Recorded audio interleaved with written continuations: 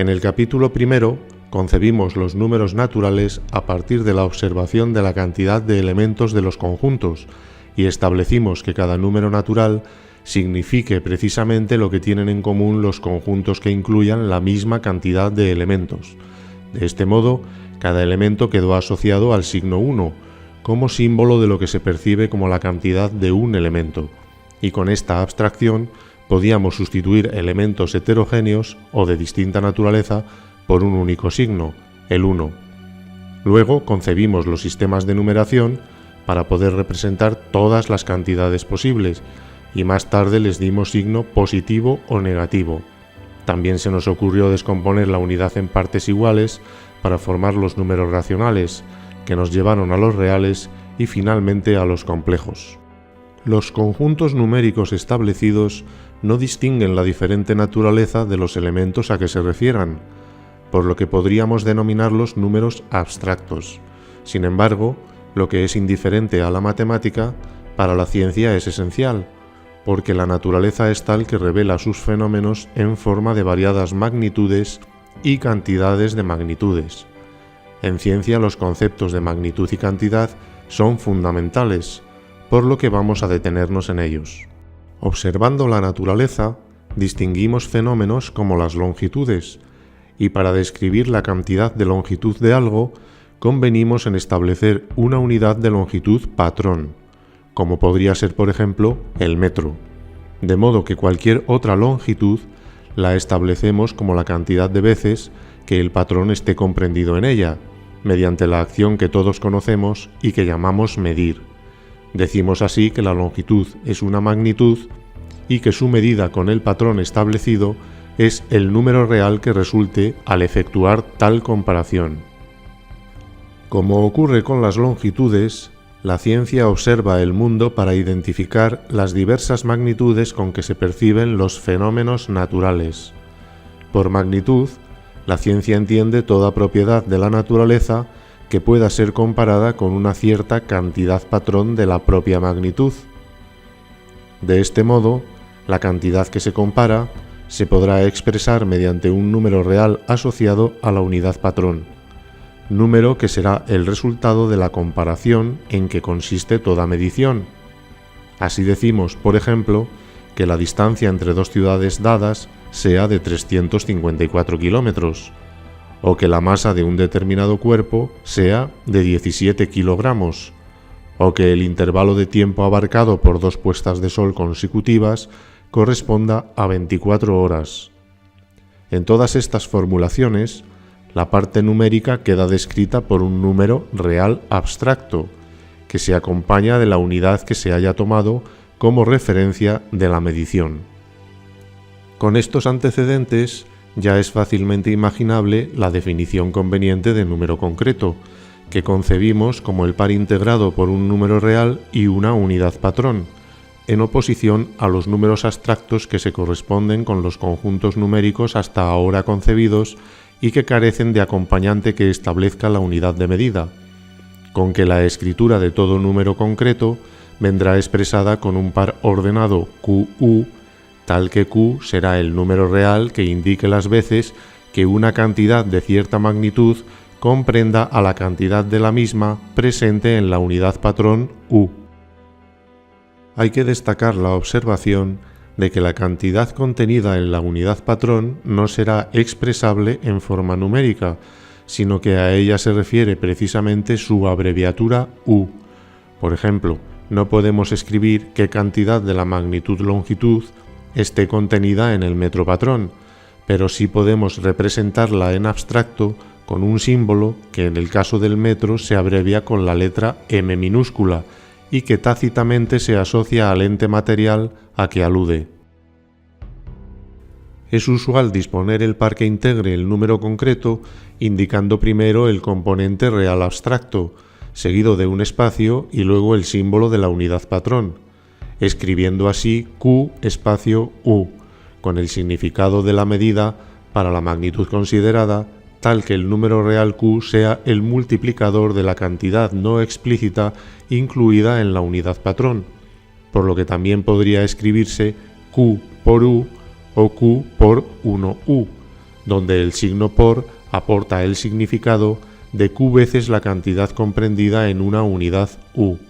Así nos encontramos con números concretos como por ejemplo 13 metros, 20 segundos o 45 litros, con los significados respectivos de 13 veces un metro, 20 veces un segundo o 45 veces un litro. Observando los fenómenos naturales, apreciamos que hay magnitudes físicas que quedan totalmente representadas por algún número concreto como el que acabamos de definir. Sería el caso de las longitudes, las áreas, los volúmenes, el tiempo, la masa y otras muchas. Tales magnitudes se denominan escalares. Sin embargo, otras magnitudes exigen algo más que un número concreto para quedar descritas. Por ejemplo, las fuerzas, las velocidades o las aceleraciones son magnitudes que no resultan indiferentes a la dirección y el sentido en que actúen. De ahí que se les denomine magnitudes vectoriales. A su vez, algunas magnitudes se nos muestran en forma continua, tales como las longitudes o la masa de los cuerpos, por lo que en la naturaleza no encontramos unidades a las que referirlas y debemos establecerlas arbitrariamente con diferentes patrones, como el metro para la longitud o el kilogramo para la masa. Por el contrario, otras magnitudes aparecen como múltiplos de unidades naturales claramente distinguidas, tales como los habitantes de un país, las cabezas de ganado en una granja o los tornillos producidos por una fábrica. Estas magnitudes las llamaremos discretas y sus unidades nos vendrán impuestas por la percepción de su propia naturaleza.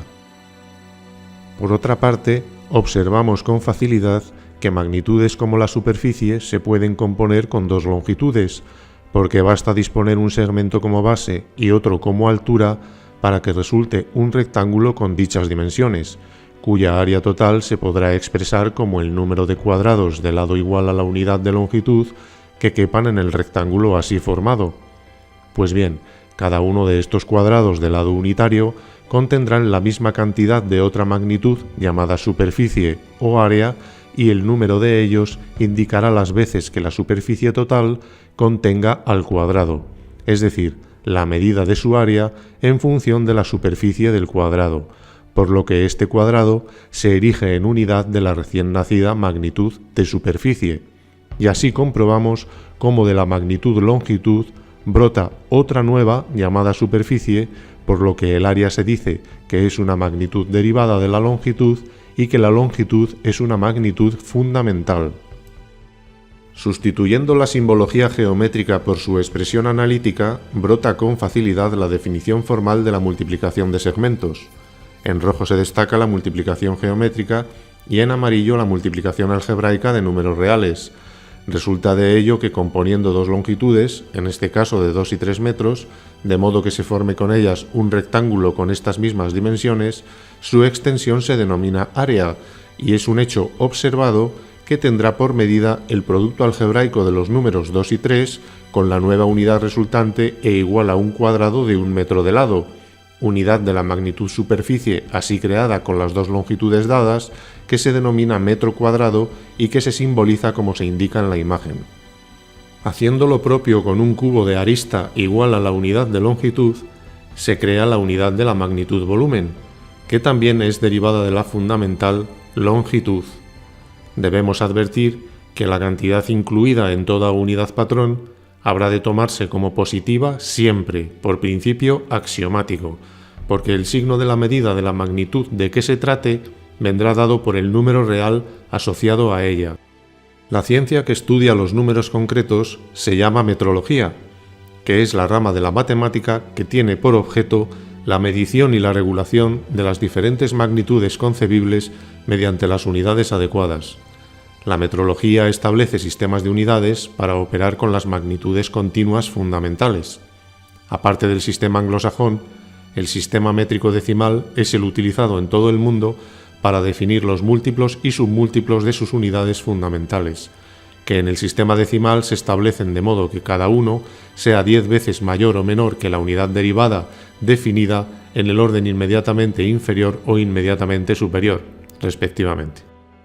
La metrología debe cuidar de la exactitud de las mediciones, por lo que la primera dificultad que se encuentra es establecer qué unidades sean las fundamentales y cómo definir sus patrones de modo que no experimenten variaciones, porque obviamente el requisito de invariabilidad debe acompañar a toda unidad de medida. De otro modo, las mediciones dependerían de las circunstancias, lo cual no es admisible. El coordinador mundial de la metrología es la Oficina Internacional de Pesas y Medidas, con sus siglas en francés BIPM, Bureau International de Poids et Mesures, a menudo traducido también como Oficina Internacional de Pesos y Medidas y Bureau Internacional de Pesos y Medidas, con sede en la localidad francesa de Sèvres, cerca de París. En el Sistema Internacional de Unidades, la primera magnitud fundamental es la longitud, y su patrón recibe el nombre de metro. En 1791 se propuso que la longitud entre el polo norte terrestre y el ecuador sería de 10 elevado a 7 metros, resultando el metro patrón determinado por la 10.000.000ª parte del cuadrante del meridiano terrestre. Con ello parecería que el patrón de longitud habría quedado establecido. Sin embargo, no hay que ser muy sagaz para observar que tal pretensión es ilusoria, porque supondría admitir que la Tierra sea una esfera perfecta e inmutable, y desde luego ni una cosa ni otra se satisfacen. Así que una definición como esa dista mucho de ser perfecta, porque no permite en la práctica establecer la cantidad de longitud incluida en un metro. Para mejorar la definición, desde 1889 a 1960 se estableció que el metro sería la longitud de una barra a 0 grados centígrados de una aleación de platino al 90% e iridio al 10%, conservada en la Oficina Internacional de Pesas y Medidas, definición que alude a un ente material, la mencionada barra, por lo que la definición parece mucho más atinada, aunque mantiene el defecto de la mutabilidad del patrón por la acción del ambiente, y una medición que no se mantenga constante no parece una buena referencia, porque no hay duda que todo patrón de medida debe ser lo más estable posible, para evitar que las mediciones cambien en función del estado físico del patrón. Ante estos problemas, buscando la mínima variación del patrón, desde 1983 la definición vigente para el metro es que sea la distancia que recorre la luz en el vacío en la fracción de segundo igual a 1 partido por 299.792.458, en base a que parece haberse comprobado que la velocidad de la luz en el vacío sería invariable e igual a 299.792.458 metros por segundo. Así que actualmente la unidad de distancia está relacionada con la unidad de otra magnitud, el tiempo, y depende también de la supuesta invariancia de la velocidad de la luz, todo lo cual no está exento de incertidumbres. Por suerte para nosotros, las actividades prácticas no son tan exigentes como la teoría, porque para medir longitudes nos basta una simple regla o una cinta métrica o un calibre u otros aparatos adecuados, según la exactitud requerida, que obviamente no garantizan la invariabilidad en absoluto, pero que sirven a los fines usuales.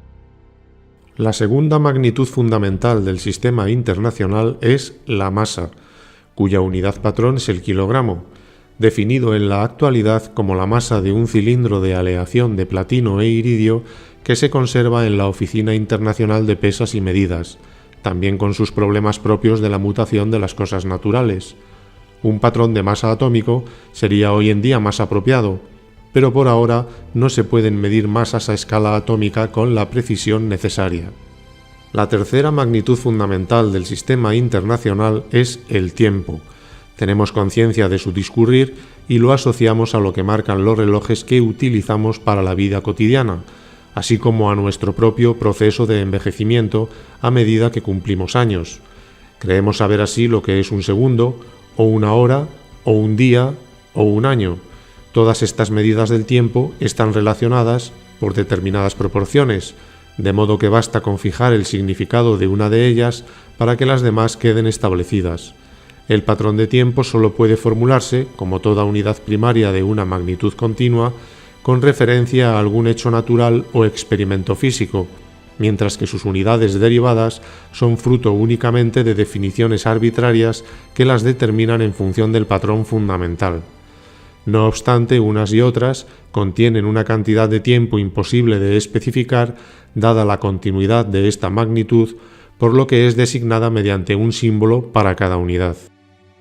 Es por eso que la definición del Sistema Internacional de Unidades se refiere al segundo como la fracción de 1 entre 86.400, que es el número de segundos del día solar medio de 24 horas, cada hora de 60 minutos y cada minuto de 60 segundos. Pero el día solar tiene cierta variabilidad, por lo que este criterio estuvo vigente entre 1889 y 1967 hasta que se concibieron referencias más estables.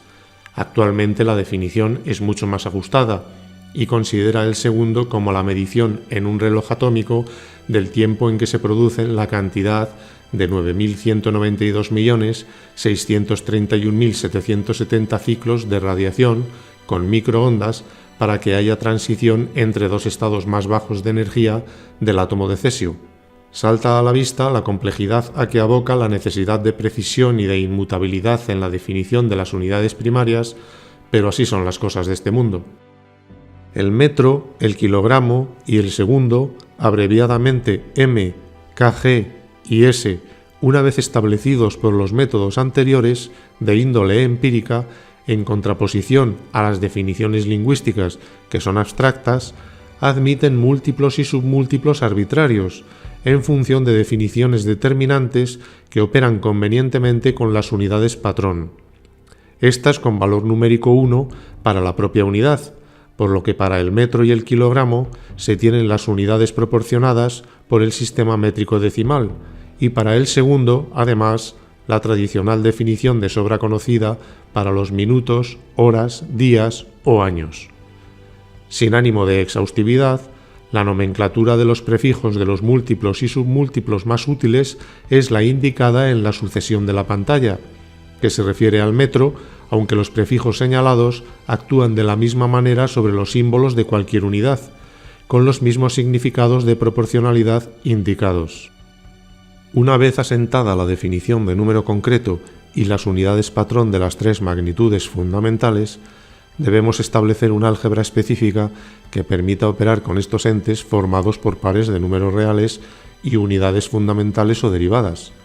Para ello debemos motivar y formular las definiciones de las operaciones externas entre números reales y concretos e internas entre números concretos. El primer paso habrá de ser especificar el significado de las posibles notaciones de los pares concretos, y para ello establecemos el postulado fundamental de estos números que define la identidad de significado de las tres formas de escribirlo que se describen con las igualdades de la pantalla. El significado de todos los términos es el mismo, una cantidad de cierta magnitud igual a q veces la cantidad propia de la unidad u. Pensemos en el significado que debería atribuirse a la multiplicación de un concreto por un número real, ley de composición de carácter externo, puesto que opera con dos entes distintos, el par concreto y un número real que intervenga como multiplicador. ¿No podría asignarse a esta operación otro significado más adecuado que el clásico de la cantidad igual a tantas veces la del concreto multiplicando como indique el número real multiplicador, lo que quedaría representado por el concreto cuya parte numérica fuese el producto algebraico del número real por la medida numérica del concreto,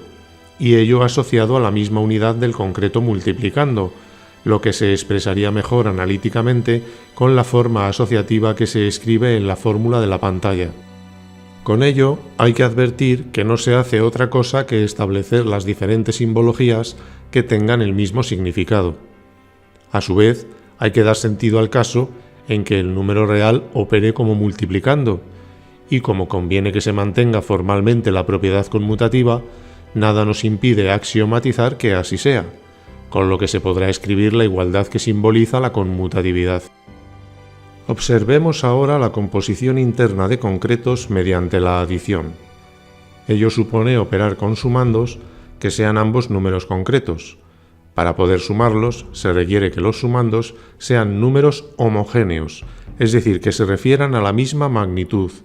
aunque sería admisible que las unidades expresadas en los sumandos no fueran la misma.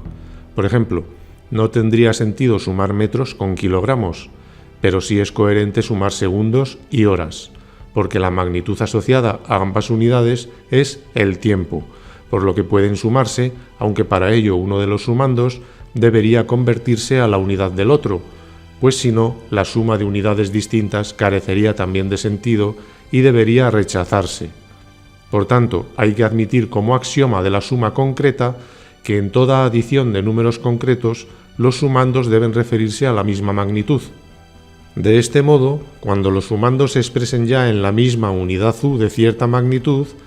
la suma de dos números concretos AU y BU se escribiría AU más BU, y aquí ya no cabe más remedio que admitir como resultado de la suma la afirmación de que sea igual a A más B unidades U, que se escribiría A más BU, porque lo que se suman son cantidades de elementos iguales todos a U, y esto es aritmética elemental, con lo que se llega con fundamento a la fórmula abstracta que describe la definición de adición de números concretos indicada en la pantalla. Y así es como la adición de concretos queda reducida a la de números reales de acuerdo con el procedimiento del método matemático que ya es rutinario y que seguiremos aplicando para que el álgebra de los concretos se reduzca a la del conjunto R de los números reales. La propiedad conmutativa de la adición de concretos se fundamenta en la correspondiente de los números reales, de acuerdo con el razonamiento analítico que se describe en esta secuencia.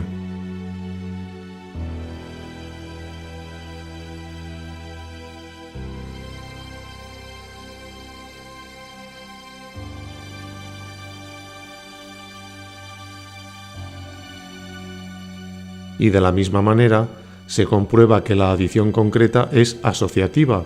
como se demuestra paso a paso en este otro razonamiento.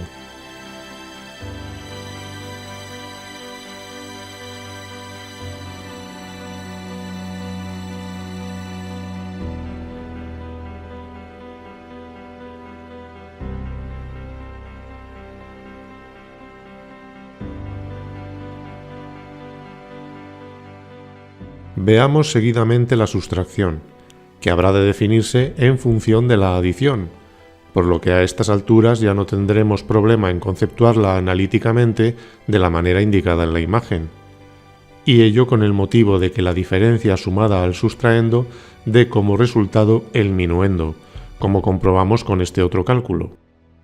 Observando las expresiones analíticas de la adición y de la sustracción, advertimos que la abreviatura U de la unidad se comporta en las expresiones con la forma de la propiedad distributiva, lo que constituye una regla útil para operar con las fórmulas concretas.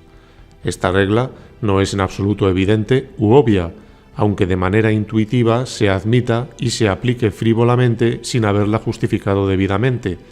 tal como aquí, por el contrario, hemos intentado motivar por medio del álgebra concreta.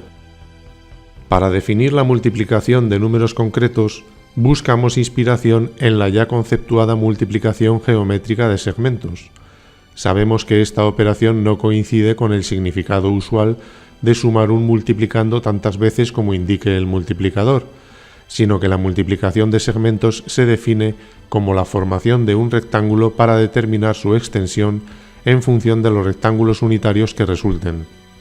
Al contrario que la adición y la resta de concretos, la multiplicación no precisa que los factores sean homogéneos, todo lo contrario. El producto concreto es fuente de definición de multitud de unidades derivadas de las fundamentales. Para comprobarlo, conviene recordar el experimento geométrico de la composición de segmentos ya descrito en esta lección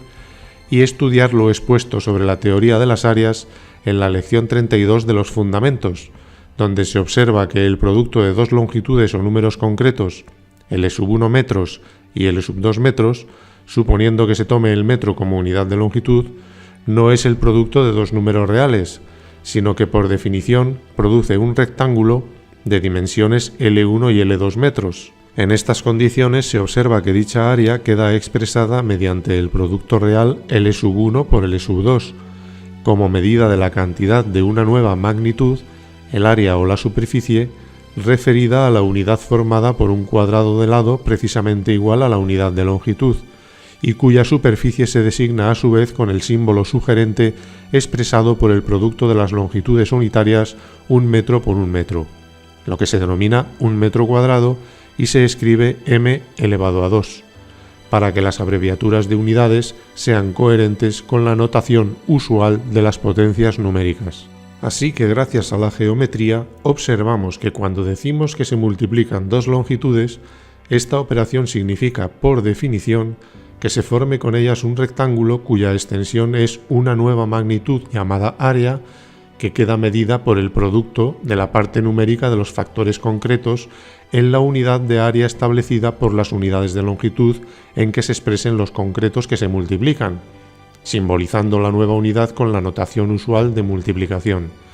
Dicho con símbolos matemáticos, se está admitiendo como válida, en base a la teoría geométrica de las áreas, la siguiente definición de multiplicación de números concretos que representen longitudes en metros, extensible a cualesquiera otras magnitudes. La primera igualdad se basa en el postulado fundamental de los números concretos. La segunda es la definición propiamente dicha de la multiplicación de números concretos, y la tercera vuelve a aplicar el referido postulado.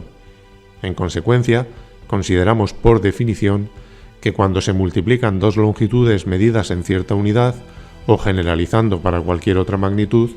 nace una magnitud derivada que tiene por unidad el producto de las unidades consideradas y cuya medida en esta unidad es precisamente el producto de las medidas de los factores.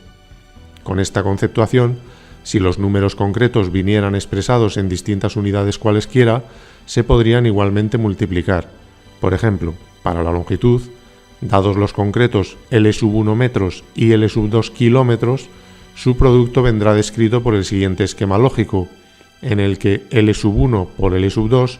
resulta ser precisamente el número de unidades de área de dimensiones 1 metro por 1 kilómetro. En tal caso, la unidad derivada de superficie sería 1 metro por 1 kilómetro, es decir, 1000 metros cuadrados.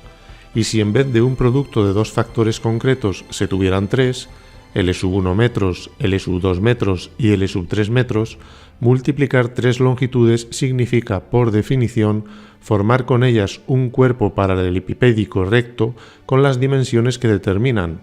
Así nace una nueva magnitud que se bautiza con el nombre de volumen y la definición analítica del producto de tres números concretos sería totalmente análoga al caso de dos, de acuerdo con la expresión de la pantalla.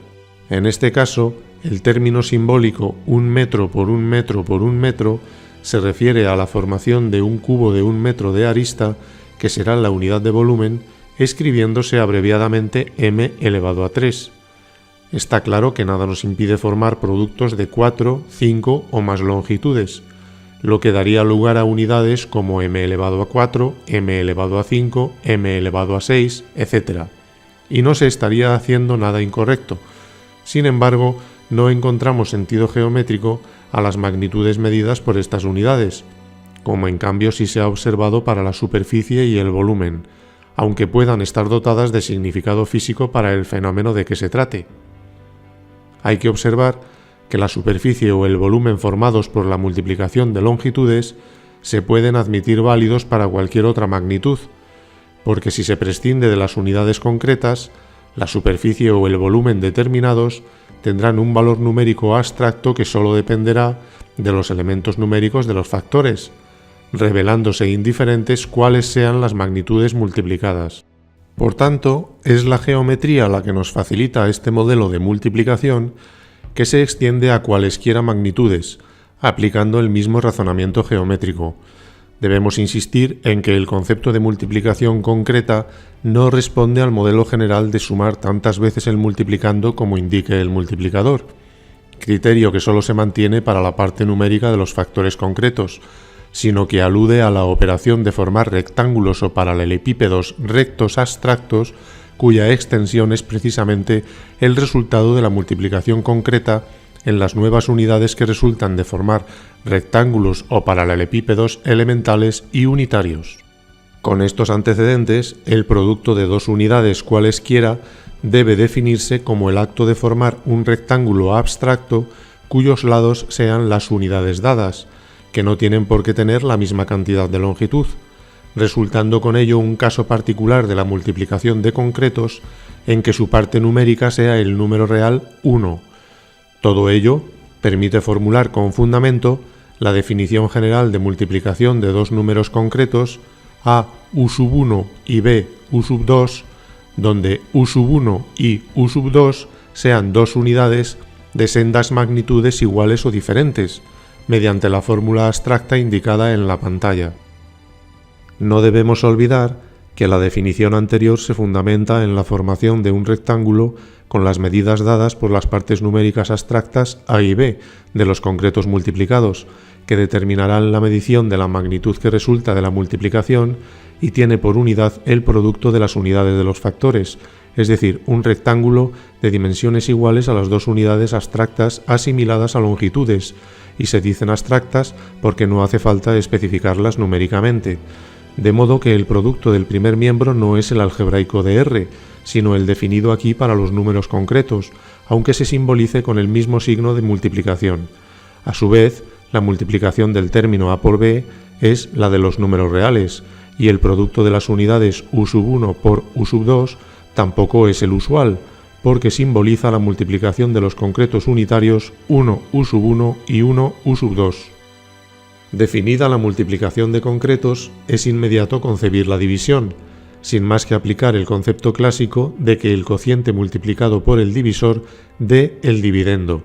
Por tanto, puesto que la multiplicación de unidades dadas consiste en formar con ellas el rectángulo abstracto unitario, la división habrá de partir de que el dividendo se identifique con el área de tal rectángulo, que el divisor corresponda a uno de sus lados y el cociente al otro. Así que poniendo letras a lo dicho, el área del rectángulo unitario quedará descrita por una abreviatura genérica como u1, el divisor como u2, y el cociente se puede indicar con la división abstracta u1 partido por u2, porque nada impide mantener la misma forma que la división de números reales, resultando así que este segmento abstracto multiplicado por el segmento u2 ha de dar el área u1, con que ya observamos la forma escrita que debe darse a la definición de división de dos concretos cualesquiera, a u1 y b u2, que tendrá la expresión analítica de la imagen. Es preciso comprobar que esta definición satisface la condición de que el cociente multiplicado por el divisor dé el dividendo, para lo cual basta escribir el razonamiento expuesto en la pantalla,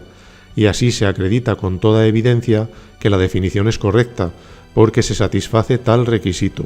y con ello queda bien definida la división de números concretos. Con todo ello, observamos que las operaciones con números concretos se pueden reducir a la simple regla única que se indica a continuación.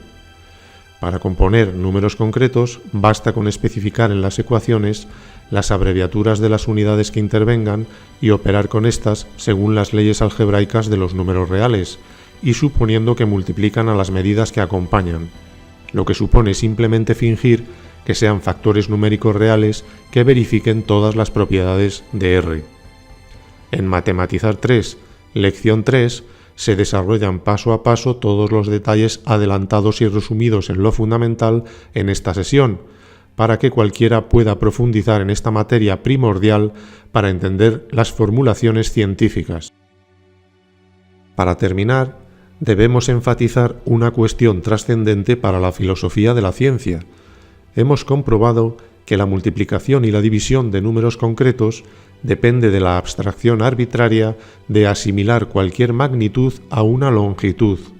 lo que debería despertar en nosotros la mayor prudencia y humildad intelectuales cuando valoremos nuestro conocimiento científico de fenómenos naturales, como por ejemplo la energía y sus leyes de conservación, porque magnitudes derivadas como esa son el producto caprichoso de la imaginación más vulgar, consistente en generalizar alegremente la teoría de la composición de segmentos geométricos. Por ejemplo, la fuerza y el trabajo quedan expresadas con las magnitudes derivadas y operaciones concretas de la pantalla, porque una fuerza es el producto concreto de una masa por una aceleración y un trabajo el de una fuerza por una longitud. Pues bien, en física cualquier magnitud que presente la misma forma dimensional del trabajo es denominada energía. Así, en mecánica, El trabajo, la energía potencial y la energía cinética se expresan mediante el mismo producto de unidades fundamentales, lo que permite considerar que estas tres magnitudes sean otras tantas manifestaciones de la misma magnitud, la energía. Y también en electromagnetismo, por ejemplo, el potencial eléctrico multiplicado por la carga eléctrica presenta los mismos componentes que el trabajo, por lo que se dice que el potencial eléctrico es la energía potencial por unidad de carga, y el mismo criterio se sigue para incontables magnitudes de la ciencia.